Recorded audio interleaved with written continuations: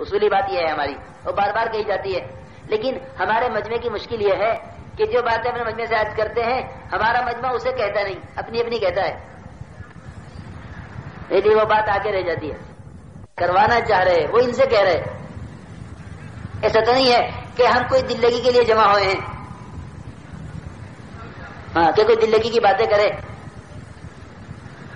اسے مزہ آوے، کہ نہیں ایک مقصد ہے، وہ مقصد ہم پر کھل جاوے.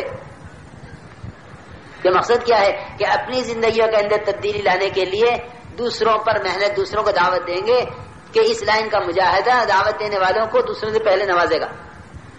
یہ اللہ کا وعدہ ہے، کیونکہ اللہ کی طرف بلانے والے اللہ کے اور اس کے بندوں کے درمیان رابطہ ہیں. تو جو اللہ کے بندوں کے درمیان رابطہ ہے کہ رابطے والوں کو پہلے ملتا ہے کہ تم ہمارے بندوں کو ہم سے جوڑو گے تو ہم ان سے پہلے تمہیں اپنے سے جوڑ لیں گے. یہ ہے اللہ کی سنت، یہ ہے اللہ کا طریقہ کہ جو میرے بندوں کو میری طرف بلائیں گے اور مجھ سے جوڑیں گے، میں ایسے لوگوں کو دوسروں سے پہلے اپنے سے جوڑ لوں گا. میرے دوستو بزرگوں، جو کسی کھوئے ہوئے بیٹے کو اس کے باپ تک پہنچاوے گا کہ اس کا باپ اس تلاش کر کے لانے والے سے زیادہ خوش ہوگا. کہ اللہ رب العزت ان بندوں سے خوش ہوتے ہیں جو اللہ کے کھوئے ہوئے بندوں کو اللہ سے ملاویں. اس لیے ہم اپنی نمازوں کو عمدہ کرنے کے لیے، اپنی نمازوں میں ترقی کرنے کے لیے دوسروں کو نماز کی دعوت دیں گے. پہلا کام یہ ہے ہمارا. کیوں دعوت دیں گے کہ میں نمازی ہوں وہ بے نمازی ہے؟ یہ بنیاد ہے دعوت دینے کی؟ نہیں میرے بزرگوں دوستو، بنیاد یہ ہے کہ میں اپنی نماز میں ترقی کے لیے دوسروں کو نماز کی دعوت دے رہا ہوں تاکہ اس بے نمازی کی نحوست سے کہیں ہمارے اپنے اعمال متاثر نہ ہوں. اس لیے کہ ایک بے نمازی کی نحوست کا جو اثر پڑے گا وہ نمازی کو متاثر کرے گا. موسیٰ علیہ السلام سے یہ فرما رہے اللہ تعالی کہ موسیٰ، جو شخص نماز سے کامیابی کا یقین نہیں رکھتا وہ کہیں تمہیں نماز سے نہ روک دے، کہ وہ کہیں تمہیں نماز سے نہ روک دے جو نماز پر یقین نہیں رکھتا. اور ہوتا یہی ہے کہ دوستوں میں سے ایک نماز شروع کی تو دس اس کے دوست اس کو روکنے والے، باپ روکنے والا، ماں روکنے والی، بھائی روکنے والے کہ یہ تم نے کیا شروع کر دیا. اور یہی نہیں، جتنے بھی شریعت کے احکامات ہیں سب میں رکاوٹ وہ بنتے ہیں جن پر اس نے محنت نہیں کی ہے. یہ اپنی محنت سے اپنے ماحول کو بدلے، کیونکہ دعوت تو اس کے لیے عمل کا ماحول قائم کرے گی، اور عمل صرف دعوت نہیں ہے تو اس عمل میں رکاوٹیں پیش آئیں گی. فرماتے تھے کہ جو دوسروں کو دعوت دے گا، اگر اللہ نے دوسروں کے لیے ہدایت مقدر کی ہے تو وہ اس کے راستے پر آ جائیں گے، اور اگر ان کے لیے ہدایت مقدر نہیں ہے تو اس کی دعوت اس کے لیے راستہ صاف کر دے گی. امت کا قسم کھا کے کہتا ہوں بڑا طبقہ وہ ہے جو دین پر چلنا چاہتا ہے لیکن معمولی رکاوٹوں کی وجہ سے نہیں چل سکتا. ہم شریعت کے مطابق چہرہ نہیں بنا سکتے، ہم شرعی لباس نہیں پہن سکتے، ہاں ہم نماز نہیں پڑھ سکتے، ہم جماعت میں نہیں جا سکتے. ہماری رکاوٹیں ہیں.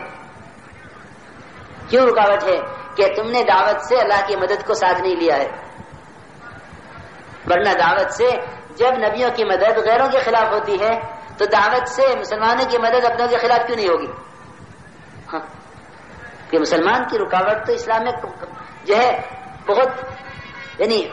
بہت کم ہے جو رکاوٹ غیروں کی طرف سے تھی اسلام کے لیے. جی ہاں، کیونکہ وہ تو پھر مسلمان ہے. کہ مسلمان کے دین میں رکاوٹ بننا غیروں کے دین میں رکاوٹ بننے سے آسان ہے، لیکن دعوت نہ ہونے کی وجہ سے یہ بھی مشکل ہو گیا ہے. اس لیے میرے بزرگوں دوستو عزیزوں، سب سے پہلا ہمارا کام یہ ہے کہ ہم نماز کی دعوت دیں. ہم نماز کی دعوت دیں گے تو نماز پر اس طرح استقامت ہوگی جس طرح مؤذن کو نماز پر استقامت ہے. مؤذن نماز نہیں چھوڑتا، مؤذن نماز نہیں چھوڑ سکتا. کہ محلے کا کوئی آدمی نماز کو نہ آئے لیکن مؤذن نماز پڑھے گا. کیوں؟ کہ وہ اذان سے نماز کا داعی بنا ہوا ہے، دوسروں کو کہہ رہا ہے حی علی الصلاۃ حی علی الصلاۃ، کہ جو دوسروں کو نماز کی طرف بلا رہا ہے کہ اس سے تو نماز کے چھوٹنے کا سوال ہی نہیں ہے. کہ اگر ساری امت اس طرح نماز کی دعوت پر آ جاوے تو پھر اس امت کو نماز پر استقامت ہو جاوے. لیکن کہ دوسروں کے لیے ہے تو پھر یہ چیز تمہیں تھکا دے گی اور بٹھا دے گی کہ ہم نے تو تبلیغ کر دی، ان کو ہوگی تبلیغ. کیوں؟ اس لیے کہ صرف پہنچانے کو تبلیغ سمجھ لیا ہے. حالانکہ یہ وہ محنت ہے جس محنت کرنے والا مرنے تک محتاج ہے، کیونکہ نماز کی کوئی انتہا نہیں ہے کہ جتنی محنت کرتے جاؤ گے نماز میں ترقی ہوتی جائے گی. تو پہلا کام یہ ہے کہ دوسروں کو نماز کی دعوت دیں اپنی نماز میں ترقی کرنے کے لیے، یہ پہلا کام ہے. دوسرا کام یہ ہے کہ ہم اپنی نماز کو عمدہ بنائیں، سنبھال کر. اقیم الصلاۃ لذکری، موسیٰ نماز قائم کرو. قائم کرنا کیا ہے؟ کہ قائم کرنا یہ ہے کہ نماز کو درست کرو. کہ جو نماز کو بگاڑے گا اپنے دین کو بگاڑ لے گا. جو نماز کو بگاڑے گا کہ اپنے دین کو بگاڑ لے گا. کہ نماز کو درست کرو. عقیم کے دونوں معنی ہیں، نماز کو درست بھی کرو اور نماز کو زندہ بھی کرو. امت میں نماز کو قائم کرنا، جیسے شامیانہ قائم کیا جاتا ہے کہ جہاں جھول ہے کہ اس جھول کو ختم کرو، کہ ابھی قائم نہیں ہوا. کہ نماز کو قائم بھی کرو. اجتماعی ذمہ داری یہ ہے کہ نماز امت میں زندہ ہو. انفرادی ذمہ داری یہ ہے کہ اپنی نماز کو درست کرو. تو دونوں ذمہ داری ہر فرد پر ہیں، نماز کو درست کرنا، نماز کو رواج دینا. اقیم الصلاۃ، نماز کو قائم کرو. کہیں کے لیے؟ لذکری، میری یاد کے لیے. میرے بزرگوں، دوستو، عزیزوں، ساری اطاعت اللہ کو یاد رکھنے سے ہوگی، اور اللہ کی یاد کہ نماز سے قائم ہوگی. جس کی زندگی میں نماز نہیں ہے وہ اللہ کو کسی بھی حکم میں یاد نہیں رکھے گا. اللہ کو کسی حکم میں یاد نہیں رکھے گا کہ زکوٰۃ میں، حج میں، روزے میں اور شرعی احکامات میں اور تجارت میں، زراعت میں، ملازمت میں، کہیں میں، شادیوں میں، لباسوں میں، کہیں میں نبوت کے طریقے اور اللہ کے احکامات نہیں آئیں گے جب تک یہ اللہ کو نماز میں یاد نہیں رکھے گا. کہ نماز اللہ کی یاد پیدا کرنے کے لیے ہے. یعنی جو نماز کو درست کرے گا اور نماز میں اللہ کی یاد کی مشق کرے گا، اللہ رب العزت اس کی پوری زندگی میں اطاعت لاویں گے، پوری زندگی میں دین لاویں گے. اس لیے پہلا کام یہ ہے کہ ہم نماز پر پہلی مشق یہ کریں کہ ہم نماز کے ظاہر کو درست کریں. اقیم، نماز قائم کرو. جو نماز جلدی پڑھے گا اس کے لیے بڑی وعیدیں ہیں کہ جو نماز بگاڑے گا اپنے سارے دین کو بگاڑے گا. اس لیے پہلا حکم یہ دیا گیا ہے کہ نماز کو درست کیا جائے. کہ جو نماز کو جلدی پڑھے گا، حذیفہ رضی اللہ تعالی عنہ نے ایک آدمی کو دیکھا مسجد نماز پڑھتے ہوئے جو نماز جلدی پڑھ رہا تھا. نماز جلدی کیوں پڑھی جاتی ہے؟ نماز کو وہ جلدی پڑھے گا جس نے اپنے تمام مسائل کا حل تو اسباب سے جوڑا ہوا ہے اور نماز اس کی عادت میں ہے، یقین میں نہیں ہے. کہ مسائل کا حل تو باہر سے ہے، میں ملازم ہوں، میں تاجر ہوں، میں زمیندار ہوں، امام صاحب جلدی نماز پڑھانے کیونکہ میں تاجر ہوں.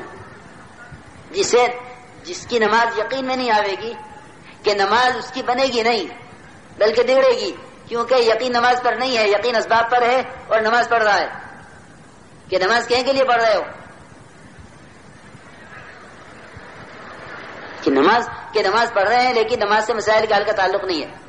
اگر نماز سے مسائل کا حل کا تعلق نہیں ہے تو پھر یہ نماز بگڑے گی، کیونکہ مسائل تو جڑے ہوئے ہیں اسباب سے اور اسباب باہر تقاضا کر رہے ہیں کہ جلدی آؤ. اس لیے حیرت ہے ان مسلمانوں پر جو غیر مسلم ملازم رکھتے ہیں تاکہ یہ نماز کے لیے نہ جاویں، کہ یہ نماز کے لیے جاویں گے تو میرا کارخانہ اتنی دیر بند ہوگا. کہ افسوس ہے مسلمانوں پر جو غیر مسلم ملازم تلاش کرتے ہیں کہیں کے لیے کہ اگر یہ نماز کے لیے گئے مسلمان تو میرے کارخانے اتنی دیر بند ہوگا، لہذا غیر مسلم ملازم رکھو تاکہ میرا کام چلتا رہے، میں تو مالک نماز پڑھوں گا لیکن ملازم غیر مسلم رکھوں گا تاکہ اتنی دیر بھی میری دکان یا میرا کارخانہ چلتا رہے۔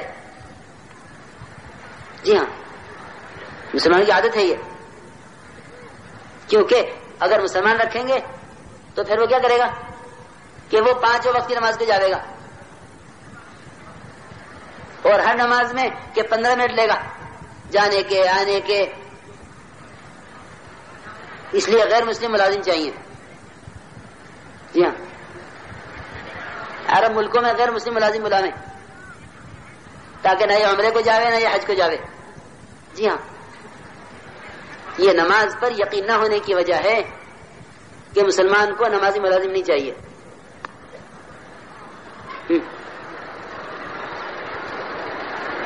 میں غلط نہیں کہہ رہا ہوں، ہم بھی آپ کے درمیان رہتے ہیں، کوئی اندازہ نہیں ہے یہ، بلکہ حقیقت ہے یہ۔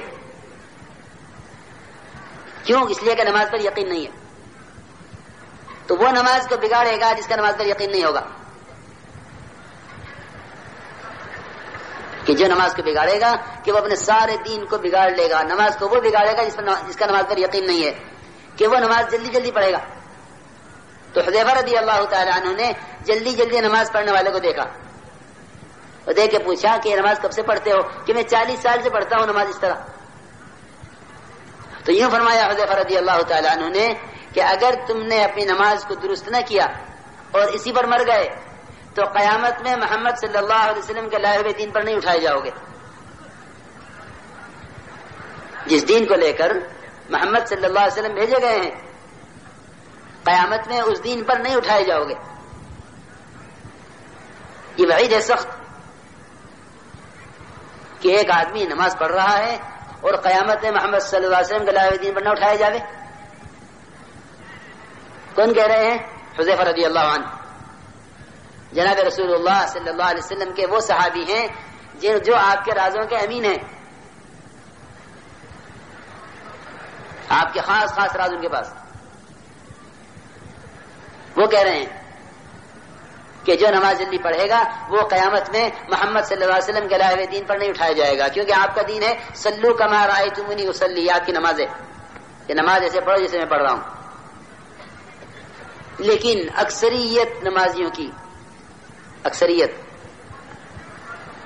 کہ وہ رکوع سجدے اس طرح کریں کہ ان کی پیشانی سجدے میں ٹکی نہیں کہ اٹھا لی، اور وہ رکوع سے کھڑے ہو ہی نہیں کہ سجدے میں چلے گئے،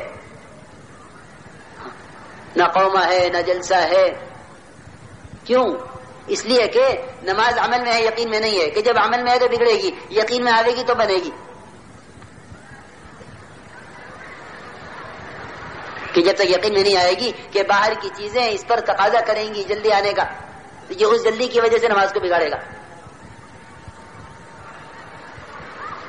اس لیے میرے بزرگوں، دوستوں، عزیزوں، سب سے پہلا کام ہمارا یہ ہے کہ ہم اس نماز کو درست کریں، کہ یہ جو نماز درست ہوگی وہ برائی سے روکے گی۔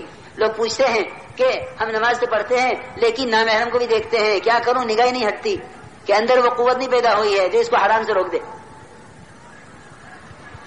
تو وہ قوت کیسے پیدا ہوگی؟ کہ وہ قوت تو پیدا ہوگی نماز کے بننے سے، کہ نماز کو بناؤ۔ اقیم، اقیم کا لفظ آیا ہے، کیا مطلب ہے؟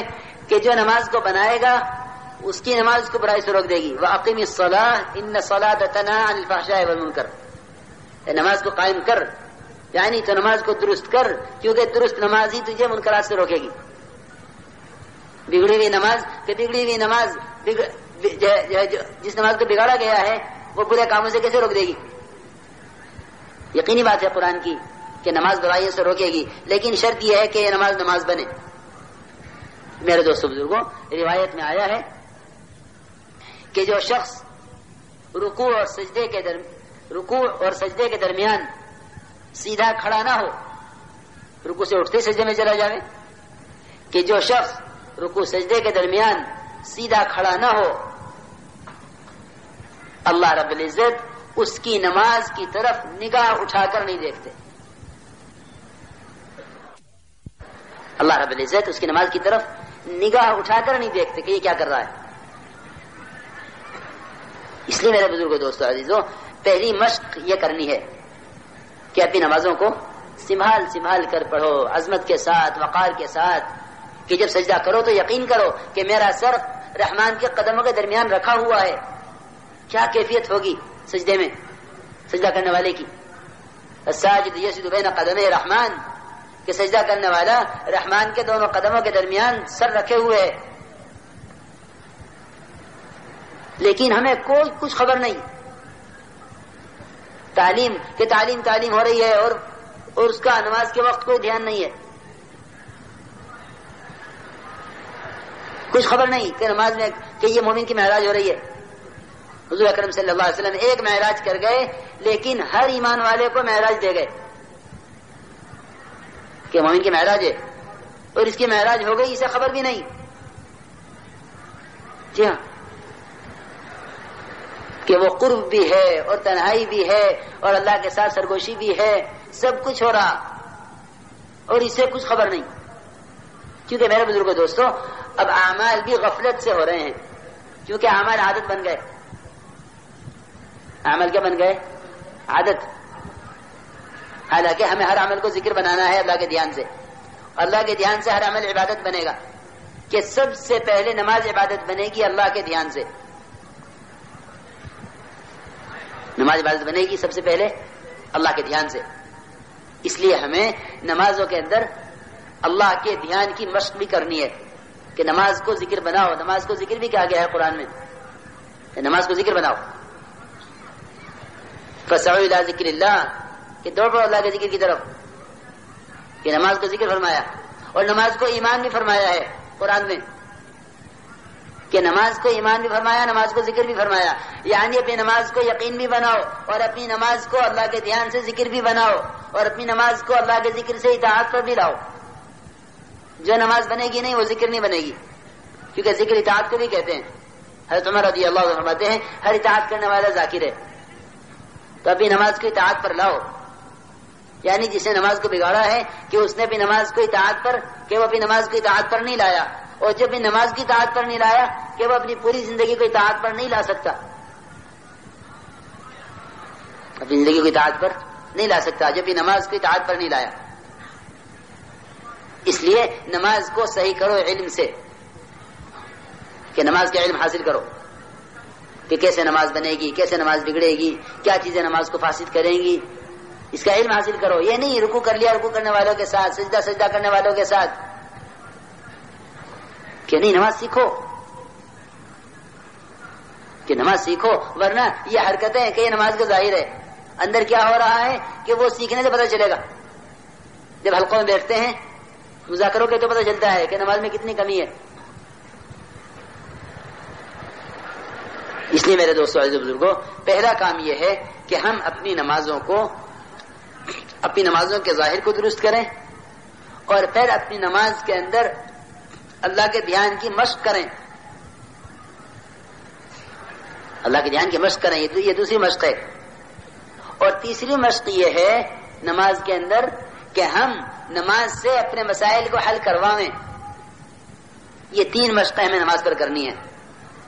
اللہ کے راستے میں نکلے ہوئے ہوں تو مقام پر ہوں تو سب کے لیے یہ بات ہے کہ نماز پر تین مشقیں کرنی ہیں.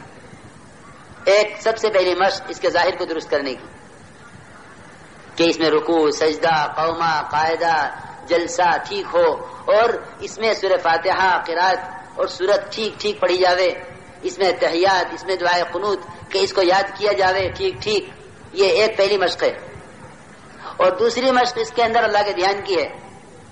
اللہ کے دھیان کی مشق نماز ہی میں ہو سکتی ہے کیونکہ یہ سب سے زیادہ قریب کرنے والا عمل ہے. اگر سب سے زیادہ اللہ کے قریب کرنے والے عمل میں اللہ کا دھیان پیدا نہ ہوا تو جو عمل اس کے بعد کے ہیں ان میں اللہ کا دھیان کیسے پیدا ہو جائے گا؟ سیدھی بات ہے. اس لیے میرے بزرگ دوستو عزیزو دوسری مشق کرو نماز میں اللہ کے دھیان کی.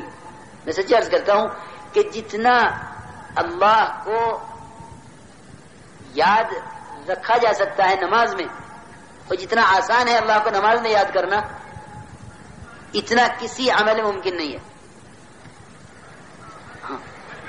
اگر کوئی بیت اللہ سے چمٹا ہوا بھی ہو تب بھی وہ نماز سے زیادہ قریب اللہ کے ہو نہیں سکتا. جی ہاں، بیت اللہ سے چمٹا ہوا ہے لیکن نماز نہیں ہے، تو یہ کہ یہ چیز نہیں دور ہے جتنا دور ہندوستان میں رہ کے. جی ہاں، کہ اللہ کے قرب کا ذریعہ صرف عبادت ہے.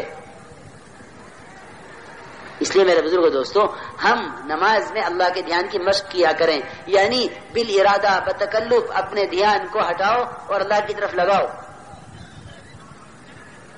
کہ جو نماز میں اللہ کے دھیان کی مشق کرے گا اللہ رب العزت اسے اپنے دھیان کی توفیق جلدی دے دیں گے. ذکر کی حقیقت کھلتی ہے نماز سے.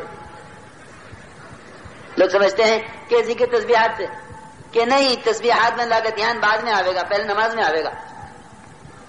جی ہاں، سچی کہہ رہا ہوں میں کہ جیسا لمبے لمبی تسبیح پڑھے نا، لمبے لمبے ذکر، 1000 یہ پڑھا، 2000 یہ پڑھا، تو وہ بیچارے وہ لمبے لمبے وظیفے پڑھتے ہیں، لیکن نماز میں اللہ کے دھیان کی مشق نہ کرنے کی وجہ سے ان کے ان وظائف میں عدد ہی عدد ہیں، دھیان نہیں ہے. بالکل میں صاف صاف عرض کرتا ہوں، اللہ کے دھیان کی مشق کے لیے نماز کے علاوہ کوئی چیز ہے ہی نہیں.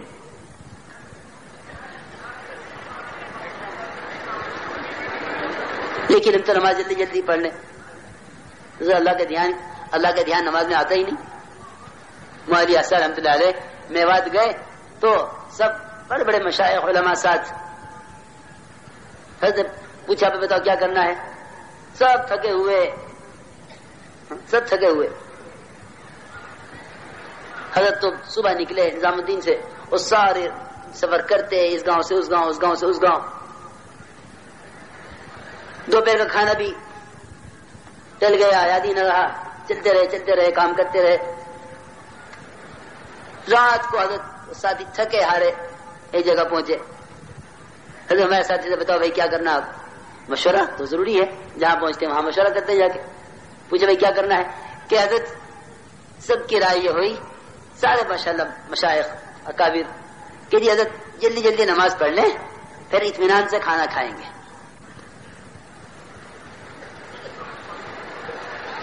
پھر آپ کی کیا رائے، آپ کی کیا رائے، سب کی یہی رائے کہ جلدی جلدی نماز پڑھ لو پھر اطمینان سے کھانا کھائیں. مولوی اثر رحمۃ اللہ علیہ سب کی سن کر ایک بھر کے فرمانے لگے کہ آئے ہائے، ایسا کرو جلدی جلدی کھانا کھا لو پھر اطمینان سے نماز پڑھیں گے. میں سچی عرض کرتا ہوں، نماز بوجھ بنی ہوئی ہے، بوجھ، کیونکہ جس میں خشیہ نہ ہوگا نماز اس پر بوجھ ہوگی.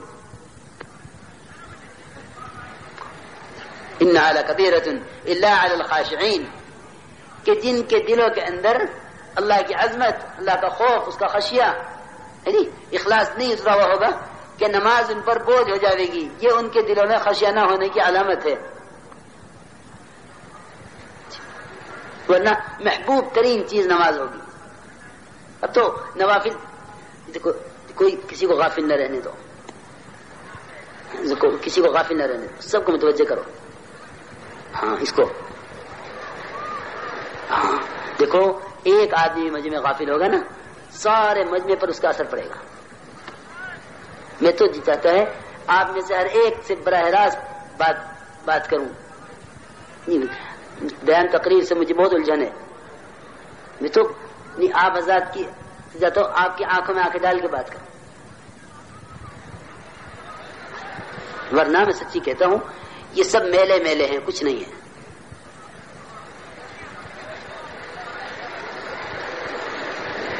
میں تو جب ایک آدمی کو میں دیکھتا ہوں میری طرف نہیں دیکھ رہا، بس میں سمجھ لیتا ہوں کہ یہ یہاں نہیں ہے.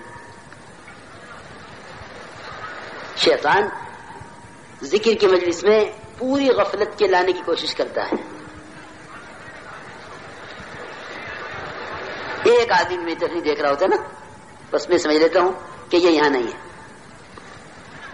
میں تو آپ میں سے ہر فرد سے براہ راست بات کر رہا، میں آپ میں سے ایک سے بھی غافل نہیں ہوں انشاءاللہ. اس لیے میری درخواست یہ ہے کہ آپ میں سے بھی کوئی ہم سے غافل نہ ہو. پھر تو انشاءاللہ آپ حضرات فائدے محسوس کریں گے، ورنہ تو میلہ ہے، میلے میں لوگ آتے چلے جاتے ہیں۔ میں عرض کر رہا تھا میرے دوستوں بزرگوں، اپنی نماز میں اللہ کا دھیان پیدا کرو بالارادہ، اور تیسری مشق یہ کرو نماز پر کہ نماز سے اپنے مسائل کو حل کرواؤ، نماز سے اپنے مسائل کو حل کرواؤ۔ اللہ رب العزت کے ساتھ بدگمانی یہی ہے کہ مسائل کا حل تو اللہ نے اسباب میں رکھا ہے اور نماز سے ہوگا۔ جب ہم نے قدرت کو اسباب کے ساتھ باندھ لیا تو اب تو مطلب یہ ہے کہ اب نماز پر یقین نہیں رہا۔ بس سمجھتے تھے سال سال بھر مشق کرنی پڑے گی اپنی حاجتوں سے، اپنی نمازوں سے حاجتوں کو پورا کروانے کی۔ عبداللہ بن مسعود رضی اللہ عنہ فرماتے ہیں کہ اپنی حاجتوں کو فرض نمازوں کے لیے اٹھا کے رکھو، احملوا حوائجکم علی المکتوبہ۔ صحابہ کرام کو زندگی میں ایک ہی حاجت کے پورا ہونے سے پہلے ایک دفعہ نماز نہیں ملے گی بلکہ بار بار نماز ملے گی۔ ایسا نہیں ہے ہم تو نماز پڑھ کر پھر چلے جاتے ہیں اسباب کی طرف، وہ نماز پڑھ کر سب کی طرف نہیں آئے بلکہ نماز پڑھ کر پھر نماز کی طرف، پھر آگے دیکھا کہ کام نہیں ہوا پھر نماز کی طرف، پھر آگے دیکھا کام نہیں ہوا پھر نماز کی طرف، یہاں تک کہ اللہ رب العزت نے یہ تو اسباب مہیا فرما دی اس حاجت کے لیے، یا بغیر اسباب کے حاجت پوری فرما دی، دونوں باتیں ہوئیں، اور ہمارا یقین ایک پر بھی نہیں ہے۔ ہم یہ سمجھتے ہیں ہماری محنت سے یہ اسباب آئیں گے اور ان اسباب پر محنت کرنے سے ان اسباب سے نتائج نکلیں گے۔ اپنی حاجتوں کو فرض نمازوں کے بعد کے لیے اٹھا کے رکھا کرو، اور حاجت آئی فوراً نماز، یعنی میرے بزرگوں دوستو عادت بنا لو کہ جب بھی کوئی حاجت آئے گی ہم نماز کو مقدم کریں گے عمل پر، نماز کو مقدم کریں گے سبب پر۔ اللہ رب العزت اسی انتظار میں ہے کہ یہ میرا بندہ اپنی حاجت کے لیے میرے حکم کو مقدم کر دے تو میں یعنی قدرت کو ساتھ کر دوں، لیکن جب بندہ عمل پر سب کو مقدم کرتا ہے تو اللہ رب العزت اس بندے کو اسباب کے حوالے کر دیتے ہیں کہ تو جان تیرے اسباب جانے، اس لیے کہ اللہ کا کوئی وعدہ اسباب کے ساتھ ہے ہی نہیں۔ یہ تو اتنی غلط فہمی ہے کہ اللہ نے انسانوں کی حاجتوں کے لیے اسباب بنائے ہیں، یہ تو میں کیا بتاؤں، جن لوگوں کے ذہنوں میں بیٹھا ہوا تو کچھ خبر ہی نہیں ہے۔ اللہ رب العزت نے تو بندوں کے اندر حاجتیں اس لیے پیدا کی ہیں تاکہ یہ میری طرف آئیں، اور اسباب اس لیے پیدا کیے ہیں تاکہ ان کے میری طرف آنے میں ان کا امتحان ہو، ورنہ اگر اسباب نہ ہوتے تو سب اپنی حاجتوں میں اللہ کی طرف جاتے نا، کہ بھائی اگر اسباب نہ ہوتے تو ہر شخص اپنی حاجت میں اللہ کی طرف جاتا نا۔ اللہ نے تو اسباب اس لیے بنائے ہیں وہ دیکھنا چاہتے ہیں کہ بندہ پہلا قدم کدھر اٹھاتا ہے، سبب کی طرف یا حکم کی طرف، اس لیے اسباب بنائے ہیں۔ ہم یہ سمجھتے ہیں کہ اللہ نے حاجتیں پیدا کی ہیں، ان حاجتوں کی وجہ سے اسباب پیدا کیے ہیں، حالانکہ نہ حاجتیں حاجتوں کے لیے پیدا کی ہیں نہ اسباب حاجتوں کے لیے پیدا کیے، بلکہ حاجتیں پیدا کی ہیں اپنی ذات کی طرف رجوع بڑھانے کے لیے۔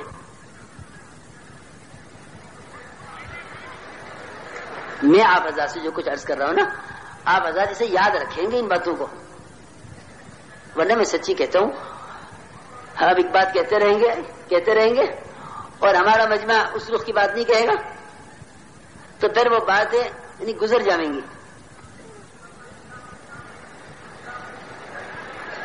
اور میں کیوں نہیں کہتا مجمع ان باتوں کو؟ اس لیے نہیں کہتا مجمع ان باتوں کو کہ یہ باتیں ماحول کے رواج کے خلاف ہیں۔ ہر نبی کی دعوت اس کے ماحول اور اس کے زمانے